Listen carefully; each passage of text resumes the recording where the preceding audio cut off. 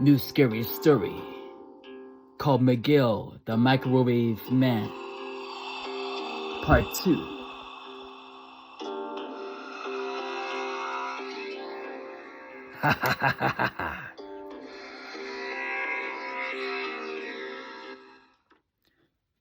The romance that turned deadly.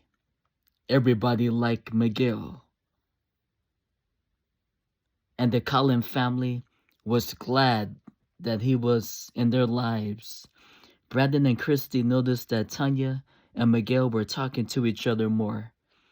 Like every day, Miguel was able to make Tanya giggle.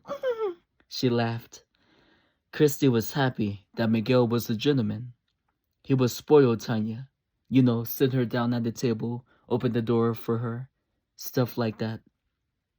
Whatever she wanted, and Miguel took off his glasses for her.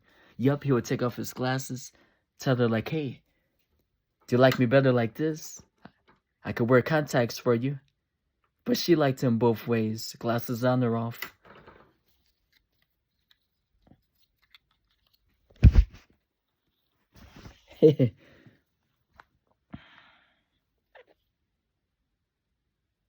It was cute. At first, Tanya wasn't interested in Miguel and thought he was a creep. Some weirdo just looking at her and stuff. What was he thinking? She used to wonder. But as time went by, Miguel never gave up on doing nice things for Tanya.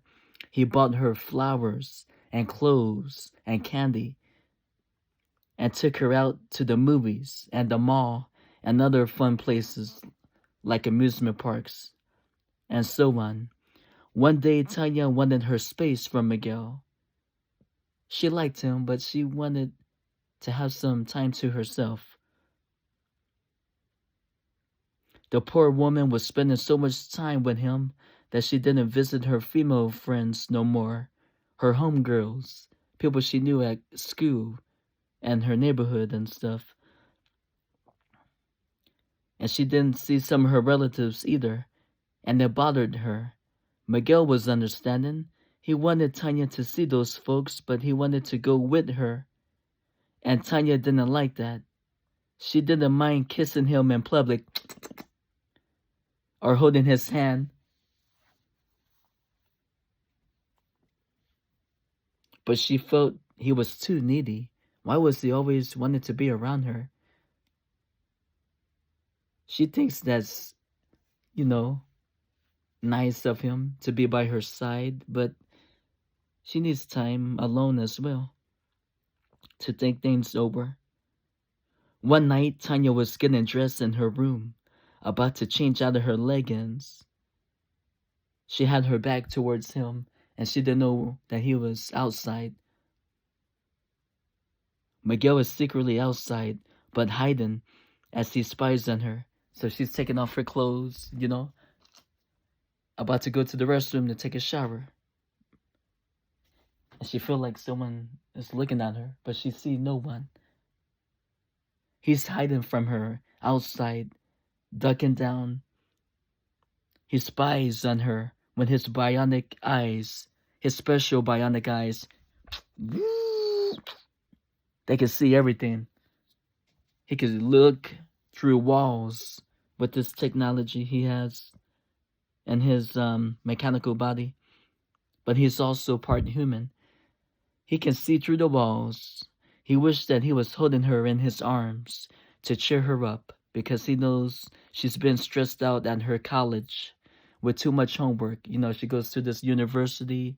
She's trying to study to get a good job, a career, get too much on her mind. Miguel is sad. He's depressed that she don't want to hang out with him at the moment. But he respects her. And he walks away. That night, Tanya stops dating Miguel because she wants to be alone for a while, but she still likes him.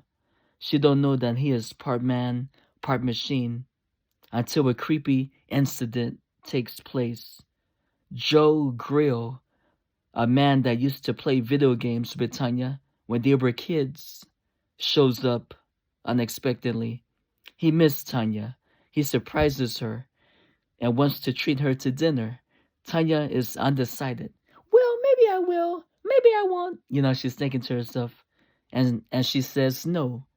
Joe gets mad. Ugh. And he says, you think you're too good for me? He's about to hit her. Yeah. He has the nerves to put up his hand like this and hit her. He's a jerk. Guys should never do that. But a fist punches Joe out of nowhere.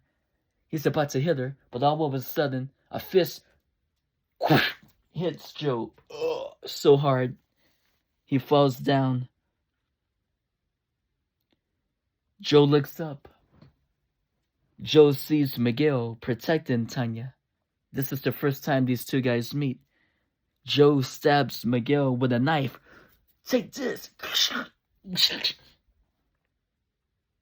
And strange liquid drips out of him as Tanya screams, ah!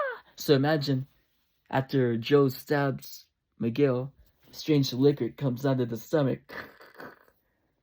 I think I'm going to make the color green. A greenish blue. Tanya screams.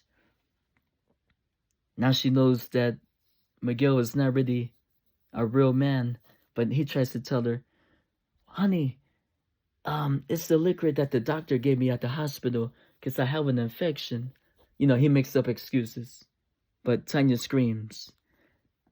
Good night, everyone. Stay tuned for part 3 next time. Hope you liked the story so far, and glory to God. Ha ha.